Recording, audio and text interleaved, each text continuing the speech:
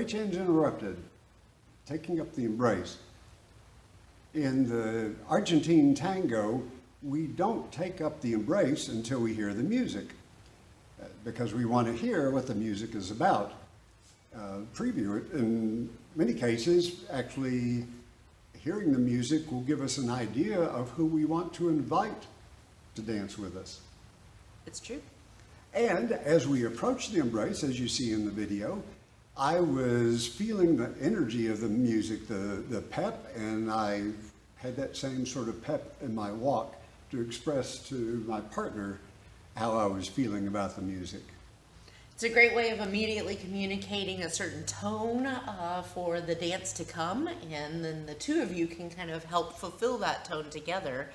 Another thing that we took advantage of was the repetitive accents in the music. We used our traspié, not only several times singular, but then if you notice, we picked up on the fact that the musicians were going to repeat that several more times, and we used the traspié to accent what was going on and give a little nod to the music. It's also a great way to get started because it is a sideways movement as opposed to a forward progressive movement. So sometimes if you're dancing with a new partner, it's nice to get settled into that embrace and connect with that person before beginning the moving forward part of it, which can be a little scary. Right, not running any risk of stepping on a partner. Mm-hmm.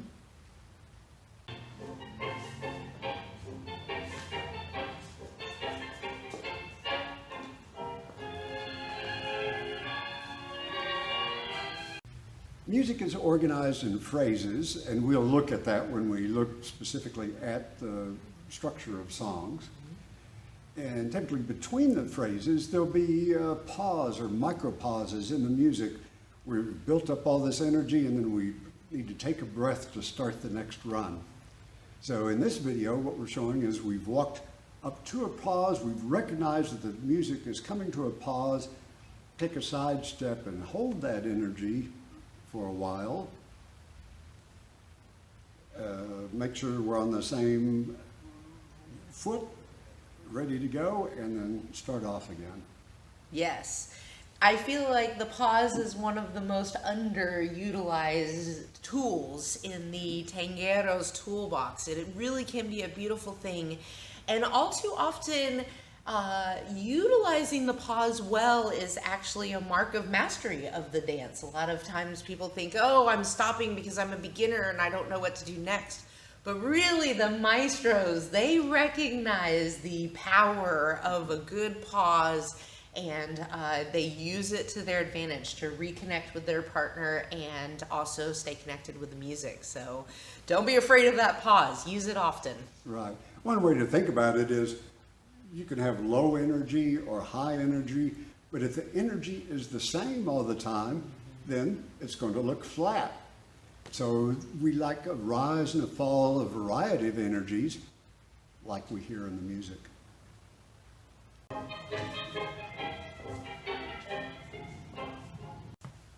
So the section that you just saw is a very common variation off of the rebote, where you will see the rebote repeated several times in a row, forward, back, forward. It's a fun combination that we encourage you to play around with. There's a little bit of method behind the madness, if you will.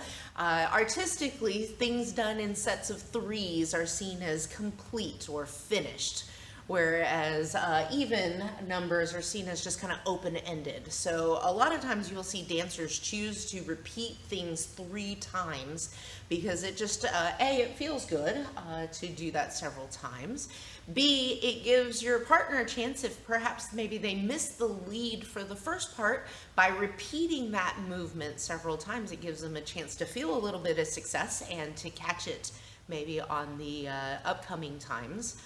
Also, as viewers, as people sitting and watching your dance, it's nice as an audience to see something repeated several times because maybe you were looking somewhere else the first time. Then you come back and, oh, yay, you ended up catching it. Or maybe, what did they do? How did they do that? Mm-hmm. Oh, that's cool. Mm-hmm, mm-hmm. Now, a cautionary note, when we've repeated something, we may set an expectation that it's going to continue to repeat.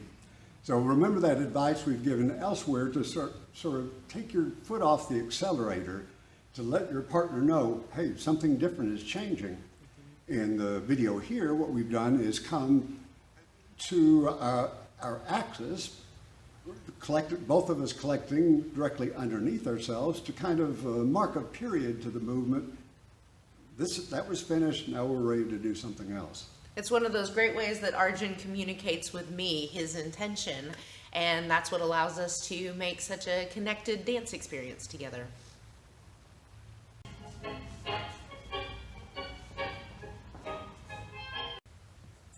So one of our goals and hopes for these listen videos is that it really inspires you to play around and explore all the different ways that we can express the same movement. And this last video was a great example of a way that we can adapt the kunita. We were in a corner, we had some nice flowing music going, and so we added quite a bit of rotation to that kunita to stay there and enjoy that moment. And that repetition, much like we were just talking about with the rebote, by having a kunita that rocks back and forth, 4 or 5 times, that makes it nice. You kind of get into a rhythm, get into a movement. Mm-hmm. Of course, we can use a kunita along a long axis of the room. We can use it anywhere where it fits. Oftentimes, we can use it in a corner to reorient ourselves along the next wall of the room. And we can either, if we're dancing up to a corner, we could take a quarter turn and hit the next wall, or we could take 3/4 turn in the other direction and head off. So it's a versatile move that can be done in place, be responding to the music, reorient us, and then when our path is clear, we can start off again. Yes.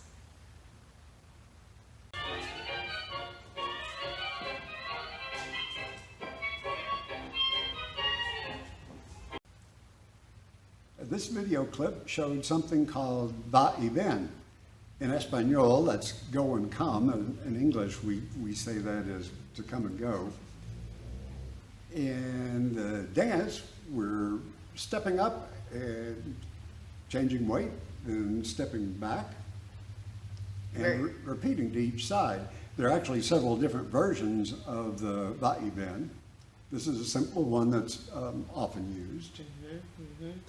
If you notice, it has a great way of accenting those repetitive movements, those sounds in the music that the instruments are repeating and coming back to over and over again. It also has a nice hybrid movement between just a simple weight change and the kunita. Because if you notice, what Arjun did is once we came up to the weight change and then stepped back, he really loaded that on that soft rubber feeling like we were talking about with the kunita to get us ready to repeat the movement. So again, with that intention, it really helps communicate to me that we are going to do that again. And this really illustrates the point of the lead and weight change interrupted, where we keep our weight behind or between the feet. So rather than sending my whole body over to the new step, which would have told Tina that, oh, we're going to continue on, I kept our weight back. We sent our feet forward in sort of a pendular motion, and then they swung back. Mm-hmm. It's a fun move. We encourage you to play around with it within your own practice.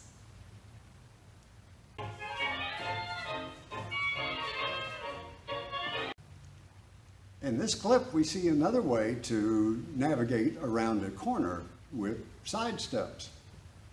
Taking something very simple and utilizing it to redirect yourself. It's a great technique. I love it. For my part, I'm simply moving my center light around myself as I stay on one point.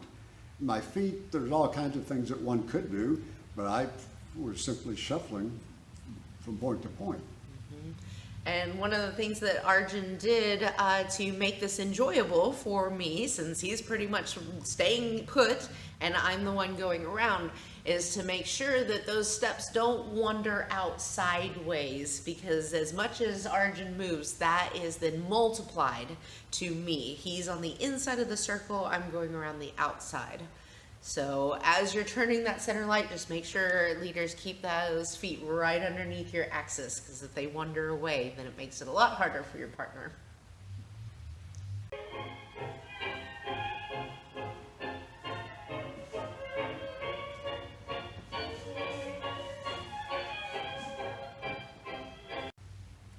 So in a previous clip, we had talked about the rotating turning kunita that was done in simple time, so a step for every beat. In this last clip, what you saw was us playing with the range of possibilities with that exact same movement. We took the kunita, we took away the rotation, and we slowed it down. So again, we are always encouraging you to explore the range of possibilities for all the movements. This gives you kind of an example of the two different ends of that scale. And why slow down? We don't want it to make it arbitrary. We're always seeking to reflect what we're hearing in the music, what we're feeling as we listen to the music. And in every piece of music, there are multiple layers. So we've got the bandoneon, maybe marking the compas, the rhythm or an upright bass. And in this clip, we also hear that. We continue to hear that rhythmical marking, and the violin comes in with a softer lyrical music. It can be fun, and again, the idea of having variation makes the dance more interesting to our partner and to anyone that might be looking at us. So we can choose what aspects of the music we respond to and pick some movement that fits that.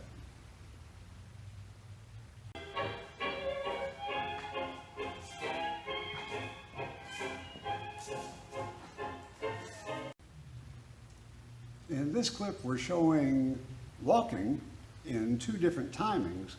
We start off in simple time, where we're taking a step on each downbeat or strong beat and moving between our axis, past our axis, during the time of the upbeat or the soft beat.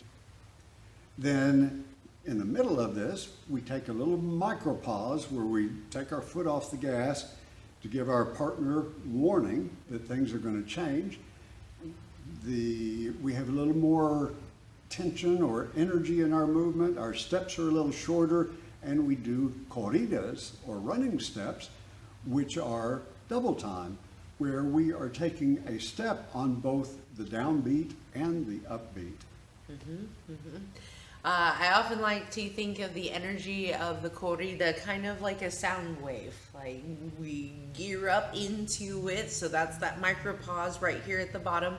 Then you do have to increase the energy and the speed to communicate that you're changing the timing. But then we peak at that, but then like Arjun was saying, you have to take the foot off the gas when you're ready to finish that corrida. If you also notice, we're following that same pattern of 3. If you notice, we took 3 quick running steps in a row, which harkens back to what we were talking about with the repeating rebote.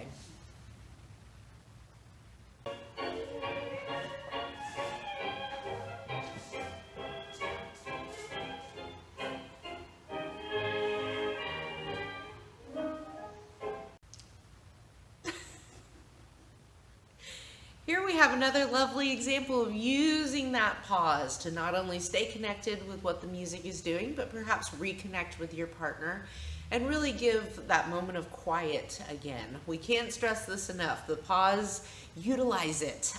It is what makes Argentine very unique, especially compared to all of the other partner dances, because in the other partner dances, you don't get that chance to collect yourself and your thoughts and reconnect with your partner that often, so take advantage of it.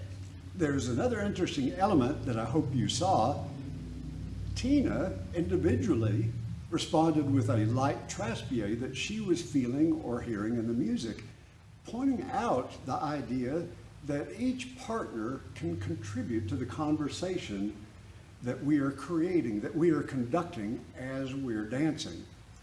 That the leader will express big ideas about how we navigate around the room and big responses to the music, and our follower partners can express interesting elements or highlights of the music.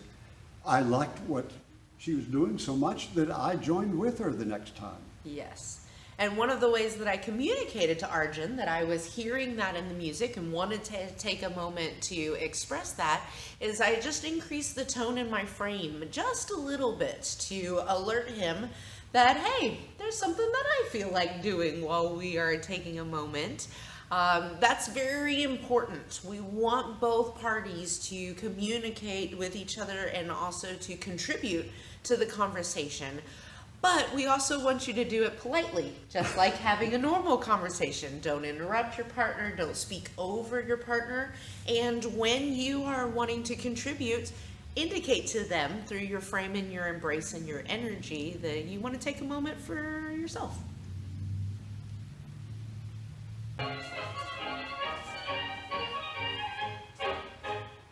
This clip takes us to the ending of the song, and in the Argentine tango, we like to end right with the music. A mark of sophistication is to end in an accent that matches the ending of the music. Definitely one of those aspects that is very unique to Argentine tango from other social dances. And actually take some skill and practice, both in terms of recognizing different orchestras, how they tend to end different songs, and then practicing to find the kinds of movements that will fit to that. What we chose to do this time is a very common ending pose, a sanguchito or a sandwich. We chose to end and mark the music by, if you notice that Arjun places his foot up next to mine, and then I close to sandwich his foot in between mine. This is a very common ending pose, although you'll see quite a few others as we go through this course. But we chose this one to match the way that D'Arienzo ended the song. And what I loved about that closing, I must confess, I was closing my foot to Tina's, thinking that that was going to match the end of the song, but she caught that there was an extra note that was going to come up, and she closed with that. They like to be tricky that way. So that she made the ending perfect. And it's not uncommon.